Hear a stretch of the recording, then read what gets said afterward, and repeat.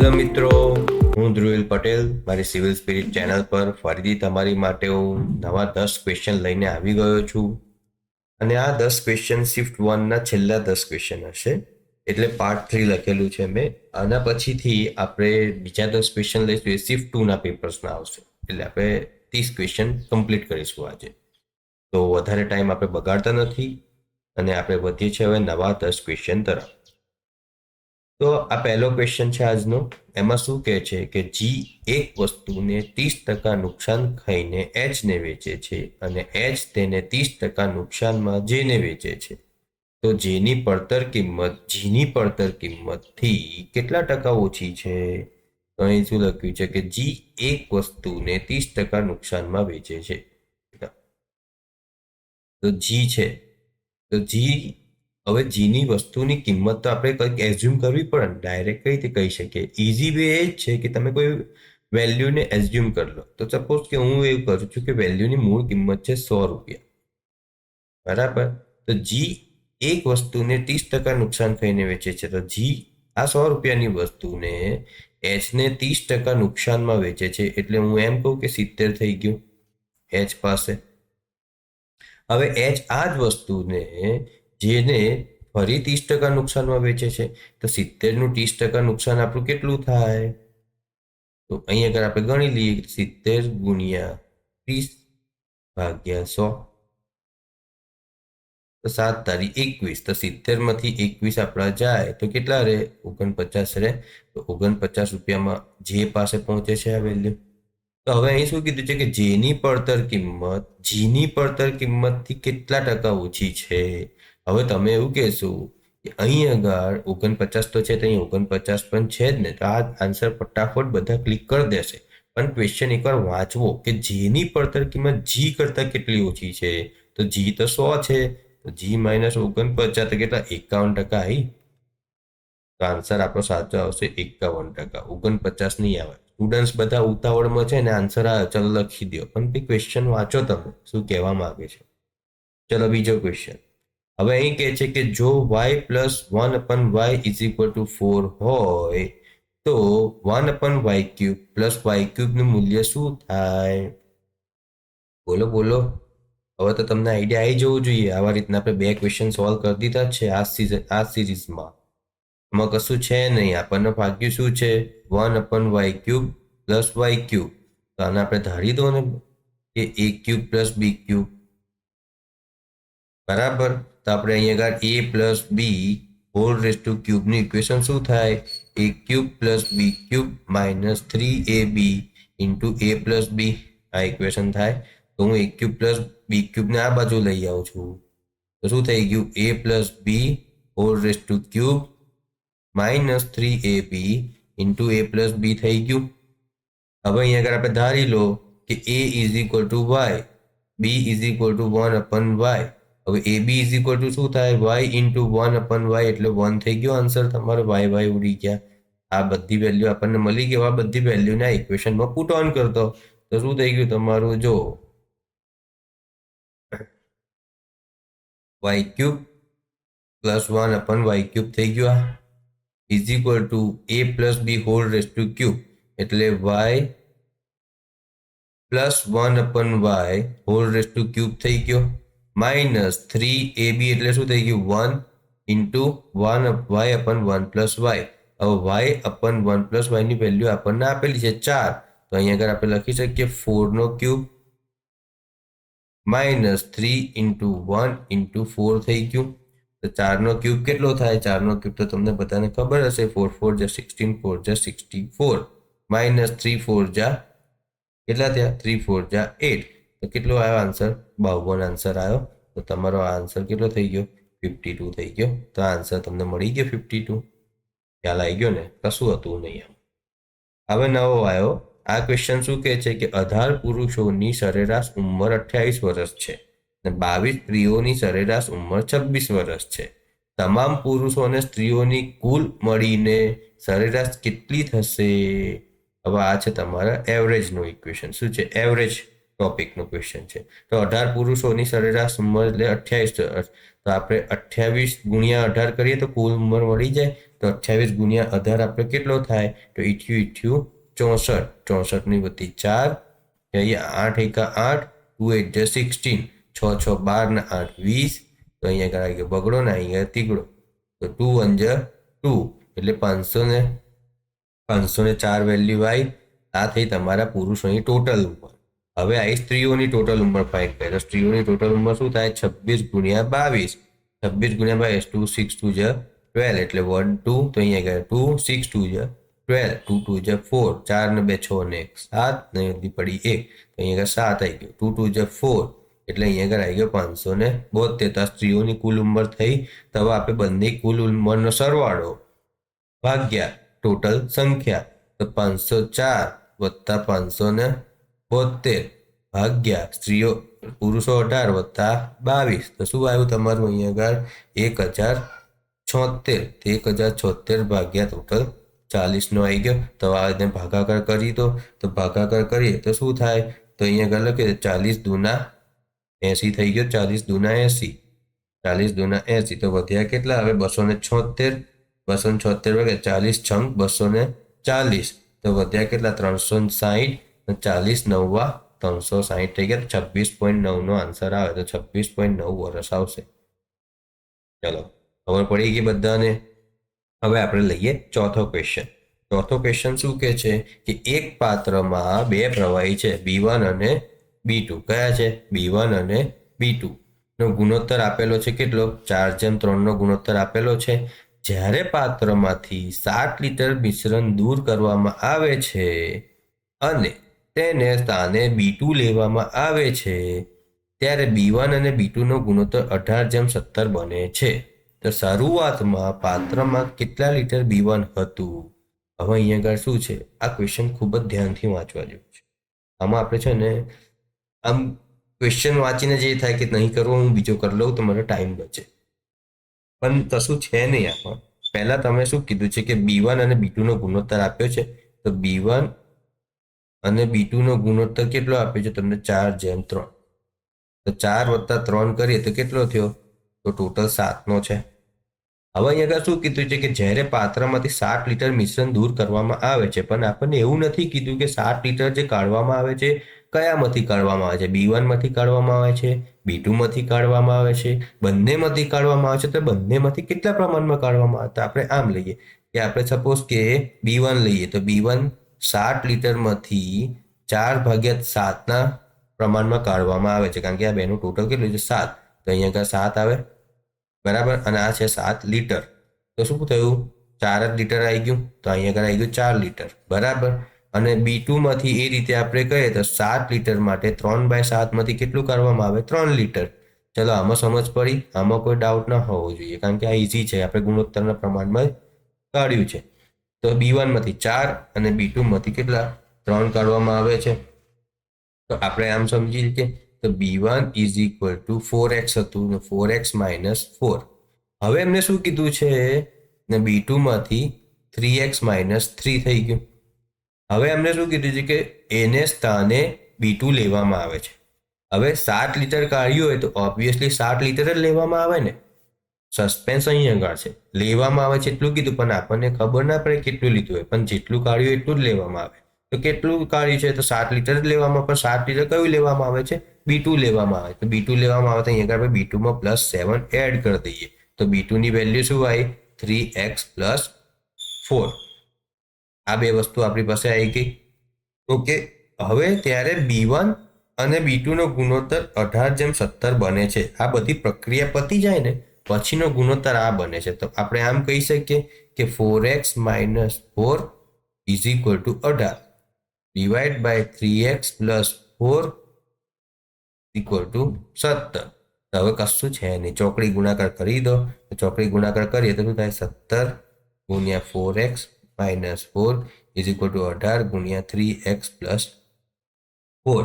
હવે આ ચોકડી ગુણાકારનું તમે સોલ્યુશન કરશો તો શું મળશે? 68x - 68 is equal two 54x + 72 મળી ગયો તમને.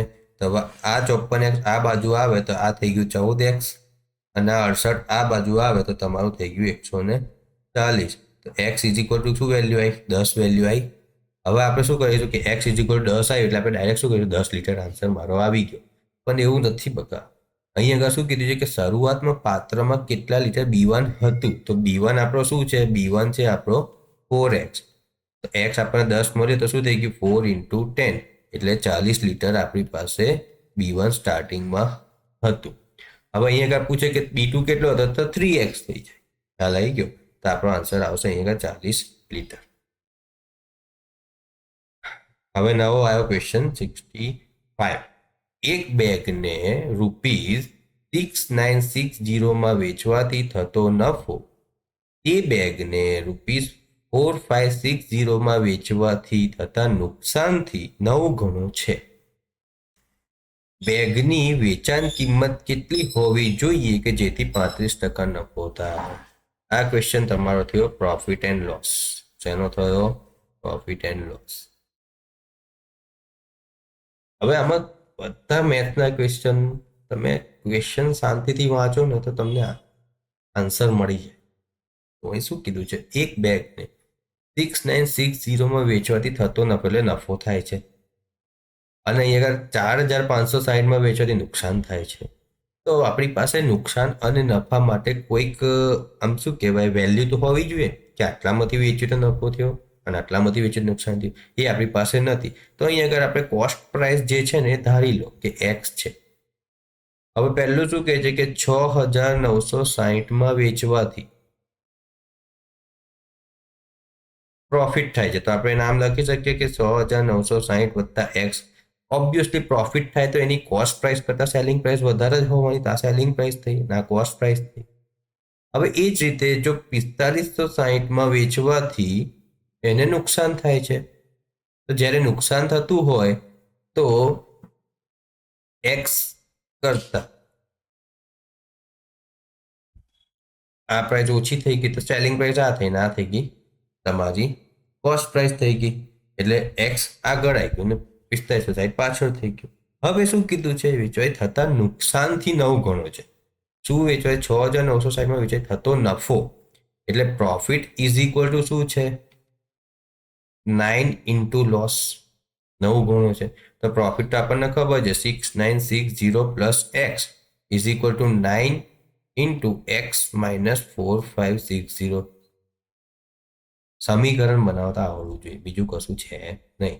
તો 6960 plus x is equal two 9x minus 456 ગુણ્યા 9 કરી દો તો શું થઈ ગયું? 6 9 જા 54, 5 9 જા 45 ને 1 પાંચડો, 4 9 જા 36 ને 4 9 જા તમારે કેટલા થયા?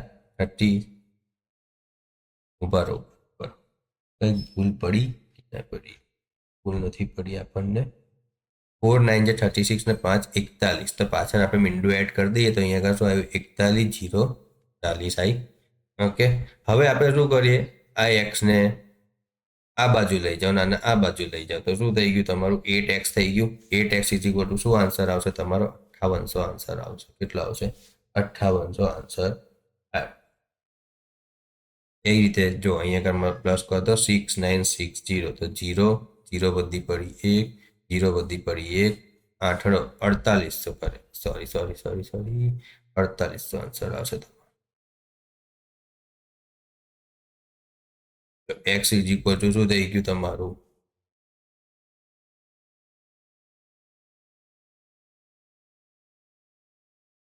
9x આમ જાય તો સોરી પ્લસ થશે.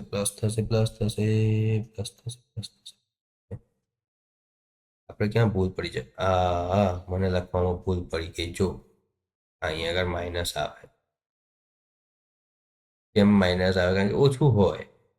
આપણે ભૂલ કરી, ઉતારમાં આવી ભૂલ થઈ જાય તો તમારે પણ આવી મિસ્ટેક થશે તો એક્ઝામમાં ધ્યાન રાખજો કે મેં પ્લસ કેમ લખ્યું હતું. તો અહીં આગળ 8ની જગ્યાએ શું આવે તમારે? 10x આન્સર આવશે. શું આન્સર આવશે? 8ની જગ્યાએ તમારો 10x આન્સર આવે. બરાબર. તો 10x આન્સર આવશે તો હવે અહીં આગળ શું થશે? 10x. તો 10x ઇઝ ઇક્વલ ટુ 48000. તો x ઇઝ ઇક્વલ ટુ કેટલા થયા? 4800 થયા. હવે 4800 ના આપણે હવે અહીંયા આગળ શું કીધું છે 48 તો પણ તમે કહેશો અહીંયા આગળ ઓપ્શનમાં આન્સર તો છે નહીં પણ અહીં મિત્રો લખેલું છે કે વેચાણ કિંમતથી બેગની વેચાણ કિંમતથી કેટલી હોવી જોઈએ કે જેથી 35% નફો થાય તો આમને વેચાણ કિંમત આપણે ફાઇન્ડ કરવાની બરાબર આપણને શું મળી એક્સ એક્સ એટલે શું છે આપણી કોસ્ટ પ્રાઇસ મળી તો એક્સ 35% નફો ક્યારે થાય તો 4800 ગુણ્યા 35 ભાગ્યા 100 તો 100 ઉડાડ દો 48 ગુણ્યા 35 કરો તો 48 ગુણ્યા 35 તો 5 8 જા 40 તો અહીંયા આગળ આવ્યો 0 3 8 જા 24 4 5 જા 20 એટલે અહીંયા આગળ આવ્યો 8 ને અહીંયા આગળ આવ્યો 4 તો આ થઈ ગયો 8 4 3 જા 12 તો અહીંયા આગળ કેટલો આવ્યો 16 તો પાછળ 1680 તો 4800 માં તમે 1680 ઉમેરી દો તો 0 8 આ 4 વધી પડી એટલે 6480 આન્સર આવશે તો આપણો આન્સર આવ્યો 6480 રૂપિયા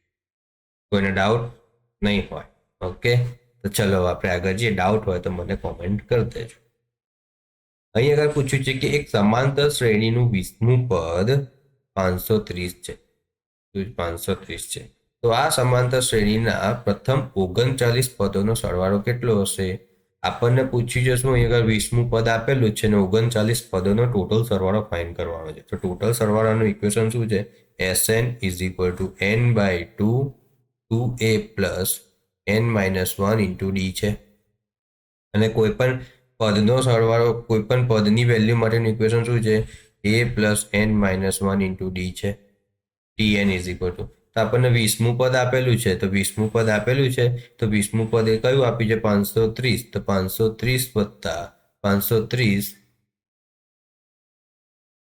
= a પ્લસ કેટલું છે 20મું પદ છે તો 20 - 1 × d a અને d આપણી પાસે નથી તો 530 = a + 19d બરાબર a + 19d આપણું ઇક્વેશન 1 બની ગયું હવે આપણને 39માં પદનું સરવાળો શોધવાનું ફાઇન કીધું છે 39ના પદનો સરવાળો શોધો તો 39 પદનો સરવાળો માટે શું થાય કે Sn 39 = n/2 નથી આપણી પાસે તો n/2 ની જગ્યાએ n/2 જ આવશે 2a પણ નથી તો શું થાય પ્લસ n-1 × d આવું કીધેલું છે આપણને તો અહીંયા આગળ આપણે એમ કરીએ 2a + n-1 × d કીધેલું છે તમને તો હવે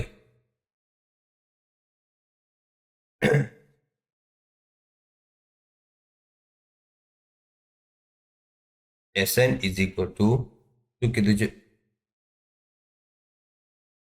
મિસ્ટેક થાય છે થોડી મને આજે સોરી Sn = 39 એટલે n = 3n/32 2a + 39 - 1 × d થઈ ગયું બરાબર તો હવે Sn = શું થયું 39/2 2a + 38d હવે આપણે શું કરીએ આ અંડર રહેલો જે 2 છે ને એને કોમન કાઢી લઈએ તો શું થાય Sn = 2 × 39/2 a + 19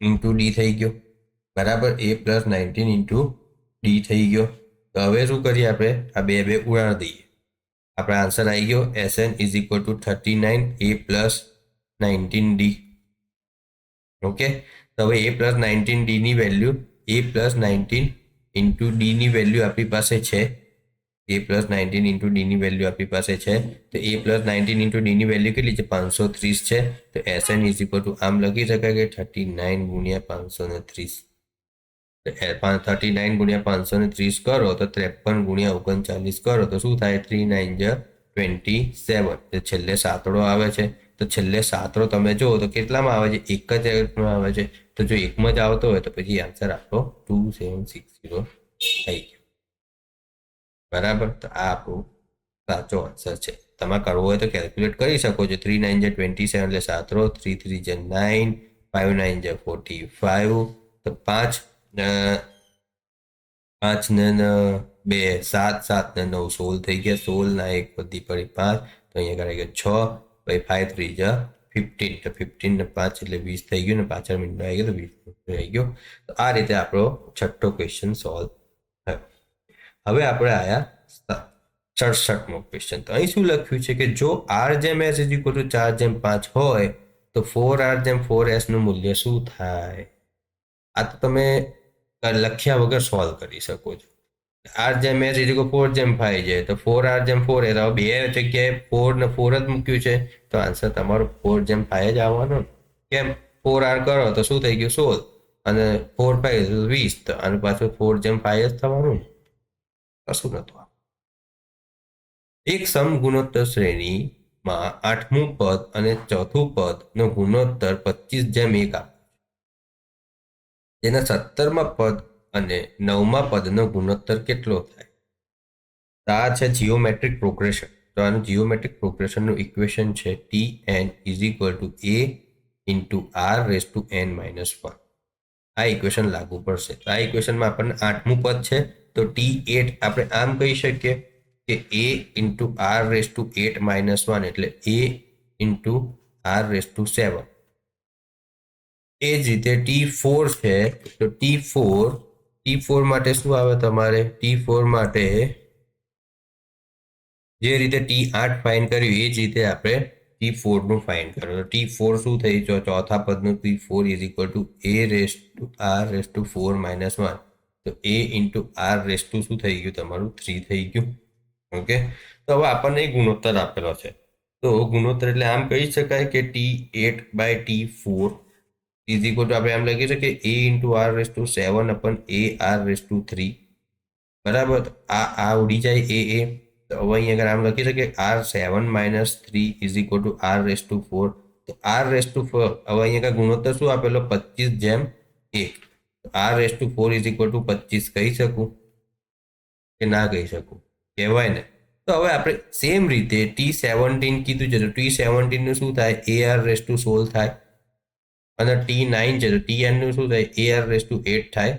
તો હવે ગુણોત્તર લઈએ તો આ બે ઉડી જાય તો શું થાય? r રેઝ ટુ 16 માઇનસ 8 એટલે r રેઝ ટુ 8 થાય. તો એને આમ કહી શકું કે r raise to 8 is equal to r raise to 4 to 2. તો r રેઝ ટુ 4 ની વેલ્યુ આપણી પાસે છે 25 નો સ્ક્વેર. તો 25 નો સ્ક્વેર શું થયો? 625 થયો તમારો. હવે નીચે તો છેદમાં તો ગુણોત્તરમાં 1 હતો તો 625/1 થાય આપણો આન્સર. છે કશું આમાં? કશું જ નતું. તો આપણો આન્સર શું આવ્યો? 625/1. હવે નેક્સ્ટ આવ્યો 9મો ક્વેશ્ચન. જો x/y is equal two z/a is equal two b/c is equal two 3/4 હોય તો 2x plus 2z plus 4b જેમ 2y plus 2a plus 4c નું મૂલ્ય શું થાય? તો કશું છે નહીં. x/y is equal two z/a is equal two b/c is equal two 3/4 છે. ઉપરના દરેકની વેલ્યુ 3 થઈ ગઈ, નીચેના દરેક એલિમેન્ટની વેલ્યુ 4 થઈ ગઈ. તો હવે અહીં આપણને શું પૂછ્યું છે? 2x તો 2 ઇન્ટુ 3 એટલે 6 પ્લસ 2 ઇન્ટુ 3 ફરી એટલે 6 પ્લસ 4 ઇન્ટુ 3 એટલે કેટલી થઈ ગઈ? 12. 4 3 12. બરાબર. જેમ 2y a ને c છે એટલે બધાની વેલ્યુ 4 થઈ ગઈ. તો 2 4 8 પ્લસ 2 4 8 પ્લસ 4 4 16 એટલે 6 ને 6 12 ને 12 24 જેમ 32 થઈ ગયું. 24 જેમ 32 થાય તો શું હોય? 8 3 24 ને 8 4 32 તો 3 જેમ 4 નો ગુણોત્તર આવી ગયો. કશું હતું નહીં. આમ બે ટ્રેનો એક જ દિશામાં અનુક્રમે 35 કિલોમીટર પ્રતિ કલાક અને 100 કિલોમીટર પ્રતિ કલાકની ઝડપે દોડી રહી છે. એટલે S1 આપ્યું છે તમને 35 કિલોમીટર પ્રતિ કલાક અને S2 આપેલું છે તમને 100 કિલોમીટર પ્રતિ અવર. ઝડપી ટ્રેન ધીમી ટ્રેનમાં બેઠેલા માણસને 18 સેકન્ડમાં પસાર કરે છે. તો ઝડપી ટ્રેનની લંબાઈ કેટલી હશે? એટલે આપણે D2 ફાઇન્ડ કરીએ. હવે તમે કહેશો સેકન્ડ ટાઈમ પણ આપેલો છે 18 સેકન્ડ ને આપણે ફાઇન્ડ કરવાનું છે મીટરમાં. હવે તમે અહીંયા કન્ફ્યુઝ થશો કારણ કે તમને D2 પૂછ્યું છે પણ D1 તો આપ્યું નથી. પણ અહીંયા આગળ આપણને છે ને D1 ની કોઈ જરૂર જ નથી. કેમ? કારણ કે આપણે બેઠેલા માણસની વેલ્યુ શોધવાની. ચાલતી ટ્રેન સાથે નથી કમ્પેર, બેઠેલા માણસ સાથે કમ્પેરિઝન કરી છે. આપણે અહીંયા D is equal two D2 કહી દેવાય. શું કહેવાય? D is equal two D2 કહી દેવાય. હવે અહીંયા આગળ બે ટ્રેનો એક જ દિશામાં જઈ રહી છે ને તો સમય માઇનસ થાય. જો બે ટ્રેનો અલગ અલગ દિશામાં આવતી તો સ્પીડ પ્લસ થાય અને બે ટ્રેનો એક જ દિશામાં જઈ રહી હોય તો સ્પીડ માઇનસ થાય. તો અહીંયા આગળ શું કીધું એક જ દિશામાં અનુક્રમે જઈ રહી છે તો શું થશે total speed is equal to શું થયું 100 માઇનસ 65 35. તો કેટલો આન્સર આવ્યો તમારો 65 કિલોમીટર પર અવર. ઓકે હવે આ 65 કિલોમીટર પર અવર આવ્યો. આપણે અહીંયા આન્સર મીટરમાં જોઈએ છે અને ટાઈમ સેકન્ડમાં આપે છે તો આને મીટર પર સેકન્ડમાં કન્વર્ટ કરવું પડશે આપણે. તો 65 કિલોમીટર તો 65 ઇન્ટુ 5/18માં કન્વર્ટ કરીએ તો મીટર પર સેકન્ડમાં મળે. તો 65 ઇન્ટુ 5 કેટલો થયો તમારો 325 ડિવાઈડ બાય 18 મીટર પર સેકન્ડ. ઓકે 65 ઇન્ટુ 5 કરો તો 325 આન્સર આવશે. 5 5 છે 25, 6 5 છે 35, 2 32 એટલે 325 આવી ગયો આન્સર. તો સ્પીડ મળી ગયો. હવે આપણે ફાઇન્ડ કરવાનું છે શું ડિસ્ટન્સ. તો ડિસ્ટન્સ ઇઝ ઇક્વલ ટુ શું ઇક્વેશન છે ટાઈમ ઇન્ટુ સ્પીડ. તો ટાઈમ કેટલો છે આપણો 18 ગુણ્યા સ્પીડ 325/18. તો 18 ઉડી ગયા તો આન્સર આવ્યો આપણો 325 મીટર. એમાં કશું જ નહીં. આન્સર આવી ગયા 325 મીટર. તો મિત્રો આજે આપણે બીજા 10 ક્વેશ્ચન ફિનિશ કર્યા. એમાં આપણું શિફ્ટ 1નું પેપર ફિનિશ થઈ ગયું છે 20/5 પૂછાયેલું એ. હવે આપણે નેક્સ્ટ લેક્ચરમાં 20/5 શિફ્ટ 2નું પેપર જે પૂછાયેલું એ ફરી આપણે કેલ્ક્યુલેટ કરીશું. ઓકે તો મિત્રો હું આશા રાખું છું કે તમને મારા વિડીયોઝ ગમે છે તો એને લાઈક અને સબસ્ક્રાઈબ કરો અને કંઈ પણ ડિફિકલ્ટી હોય તો કોમેન્ટ્સ કરજો. તો સારું મિત્રો હવે આપણે મળીએ નેક્સ્ટ લેક્ચરમાં. ત્યાં સુધી ઓલ ધ બેસ્ટ.